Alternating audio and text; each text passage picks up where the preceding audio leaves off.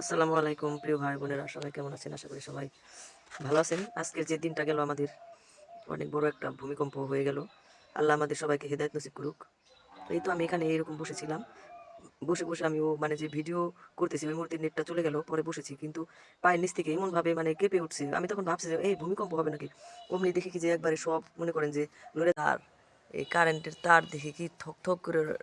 আবার এই যে আমার যে বাহিরের এই যে গেট, এই গেটটা মনে করেন কি এখান থেকে বসে আমি ঝুনঝুন ঝুনঝুন শব্দ হইতেছে, একবারে নইরা গেছে গা।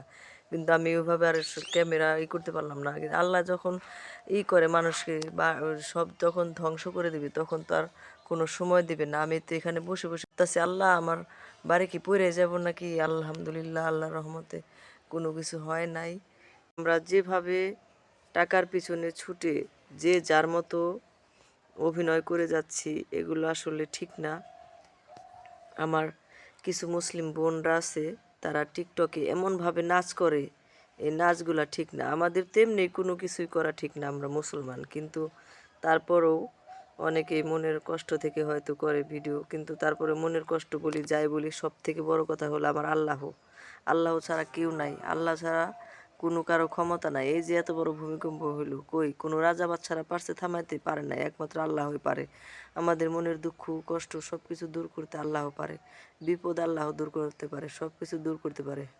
আল্লাহ আমাদের সবাইকে হেদায়েত নসিব করুক। আমরা একটু একটু করে আস্তে আস্তে সরে যাওয়ার চেষ্টা করবো। আর আমাদের যে বোনেরা আছে, এভাবে আপনারা এই যে পেট পুট ঢালাইয়া ঢুলাইয়া যেভাবে নাচ করেন, পাশা পোষা নাচাইয়া, এটি কিন্তু আসলে ঠিক না, খুবই খারাপ।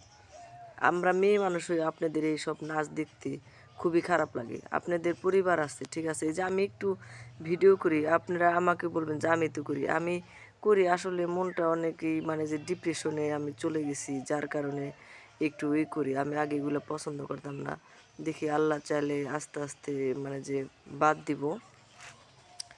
কিন্তু কথা হলো যে এই আপনারা এভাবে পাছা পোছা নাড়াইয়া বডি ফিগার দেখায় আমাদের মুসলিম মেয়েরা, এগুলো আর কইরেন না বোন।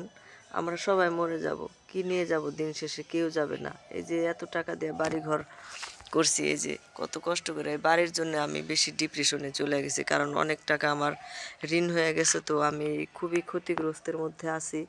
আল্লাহর কাছে ডাকতেছি যে আল্লাহ আপনি সমাধান করেন, ঋণ থাকতে জানি না মারা যায়, সবার ঋণ জানি পরিশোধ করার তৌফিক দেয় আল্লাহ। সবার ভাগ্যে তো আর মনে করেন যে অনলাইনে ইনকাম হবে না, মনিটাইজ হবে না, আল্লাহ সবাইকে এগুলো দিবে না। তারপরেও মানে যে করতেছি। কিন্তু আপনারা বোনেরা একটা কথা বলি, আপনারা এরকম নাচানাচি করেন না, এগুলো খুব খারাপ, এগুলো বাদ দিয়ে দেন। এরকম নাচ করেন না, এমনি গানের সাথে নালে করেন, আস্তে আস্তে ঠিক হয়ে যাবেন, আস্তে আস্তে বাদ দিবেন। আল্লাহ সবাইকে রহমত করুক। এই যে কথাগুলো বললাম, কেউ কিছু মনে করেন না।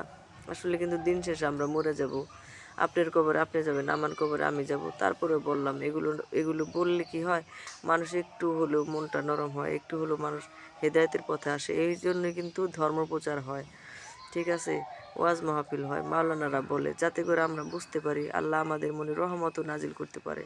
তো সবাই ভালো থাকেন। আসসালামু আলাইকুম। রাসূলুল্লাহ, লা ইলাহা ইল্লাল্লাহু মুহাম্মাদুর রাসূলুল্লাহ। এই ভূমিকম্প হইতাছে, ভূমিকম্প হইলো। হ, আল্লাহ ভূমিকম্প হইলো গো। হুম হুম।